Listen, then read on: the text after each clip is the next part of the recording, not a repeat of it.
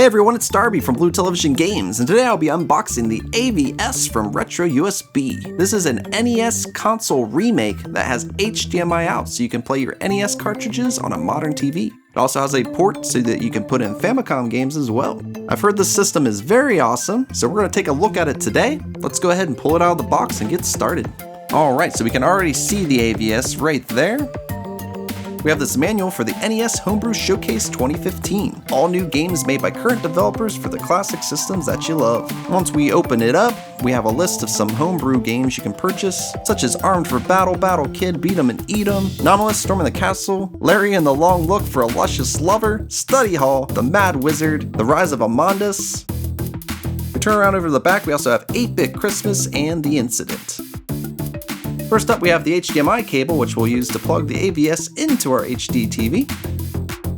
Here we have an adapter. This is what we'll plug our USB cord into, so we can plug it into an outlet. Here's the USB cord that powers the system. Alright, and here we have the system. And here underneath it looks like we have a manual for it. Opening up the manual, we actually have a list of the connections. We have input options, video options, cheat codes, and a scoreboard, which I believe you do through USB, updating, which also would be through USB, and on the back we have some specs and a place to do some memo and notes. Okay, let's take a closer look at the system. Already I gotta say I love the design of it. The look of it definitely mimics its older brother, the NES. It has the 4-score built in for 4 controllers, so you can play 4 players. You slide NES games traditional like you would in an old school NES, just like so. Here's Turtles 3. Here we have the Famicom cartridge, which actually goes up right in this slot up here. You can hide the games away by putting the lid down like so. The system seems really well put together. I love the power and the reset buttons that look a lot like they did on the classic NES. Here on the back we have the expansion port, the USB port, and the HDMI port. And underneath the system, we have just some basic information and some logos of AVS and retroUSB. I love that you can hide the game by putting the lid down. The games slid in very nice and snug, but they pull out real nice and easy. They don't stick to the pins like they do in the Retron 5. The Famicom games, you can't put the lid down, but it's cool that it included it. Here's side by side with its older brother, the NES. You can tell they took a lot of design choices from that, but made it look a bit more modern. It's definitely really sleek, really cool, and I'm excited to try it out. I'm going to try out a variety of games on this today. An unlicensed NES game called Chiller. Secondly, we're going to try out the NES Power Pack, which is an NES cartridge that holds a compact flash card that you can store ROMs inside of. We're also going to try out my favorite NES game, Maniac Mansion, a reproduction cart of Zombie Nation for the NES, and a Famicom game called Kokoron. First, let's check out the menus in the AVS. The first option we have is Scoreboard. This you'll need a USB to do. I believe we can upload and download high scores with it or something like that. We can change the pixel aspect ratio here, as well as the vertical border. Every setting I tried looked really well, but I usually tried to keep it somewhat of a square. It looked sharpest and best like that. Scan lines, you can give it that old school look if you want. Left side high and show is best represented in Mario Bros. 3 here. Where on the left side of the screen, traditionally in Mario 3, there's that ugly blue bar. We can actually hide that with this option. It makes everything look really nice and smooth. One of my favorite features of the AVS. Extra sprites is supposed to help with games that flicker a lot. And then we can also adjust the expansion port volume here. Next up we have input options. This is where we can make a combination of buttons we push to return to the main menu here. You can also toggle on and off cheats. You have some expansion settings as well as turbo settings here, and autoplay on or off. The cheat codes option is a built-in game genie. We have Kokoron in the Famicom slot right now, and as you can see, codes are already recognized. Instead of having to type them in, we can literally just go down and select the cheat codes we want to use. Definitely a really cool feature. Alright, since we have Kokoron in the Famicom game, let's try it out first. Kokoron is a very awesome platforming game where you create your own characters. It's really cool. As you can see, everything looks great. Looks sharp and nice and crisp. You can get an English translation of this game, which does help a lot, but here we're actually picking our character's head. There's lots of choices, 8 in total. Then you can make a body that either matches your character, or you can pick something weird like an army tank.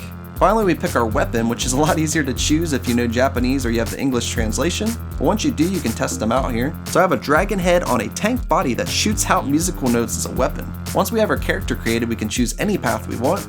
There's our dragon tank shooting out music notes. Very weird, very awesome. This game is super cool. One quick note is that up in the top left corner is our power and life bar. Remember we put in all those cheats? Well, as you can see here, I've been getting hit and hurt, and those bars have not been going down, so the cheat codes work perfect. The game runs super smooth. Definitely recommend checking out this game if you never heard of it. Most importantly though, it runs great on the AVS. Now we'll check out the unlicensed game Chiller for the NES. This is a light gun game that you could also just use controllers for. This was very controversial when this game came out because it was super gory for its time. Severed heads on gates that you would shoot. You'd shoot all kinds of gory and gross stuff like floating heads, arms, killer dogs that chew up body parts. This game is freaking crazy, but most importantly, it's an unlicensed game and it plays perfect on the AVS just as I thought it would. Remember, the AVS is not an emulator, this is a rebuilt NES system with HDMI out. Here we're playing the reproduction cart of Zombie Nation. This thing played great on my NES, reproduction carts don't always.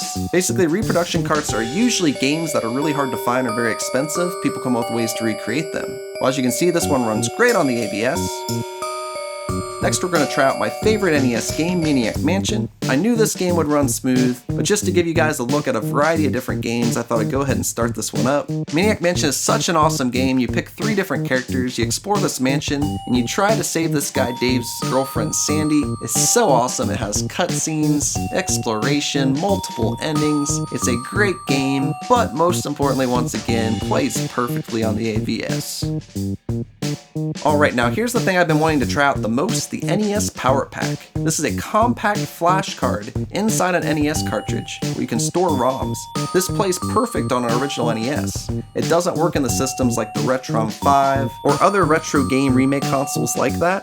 This being an actual reproduction of an NES system with HDMI out, it works perfect. Here I loaded up Mario Adventure, a ROM hack of Mario 3, one of my favorite ROM hacks. It has weather effects and all kinds of cool stuff. Best thing of all, it works on the AVS. It's awesome. I have hundreds of games on this compact flash card.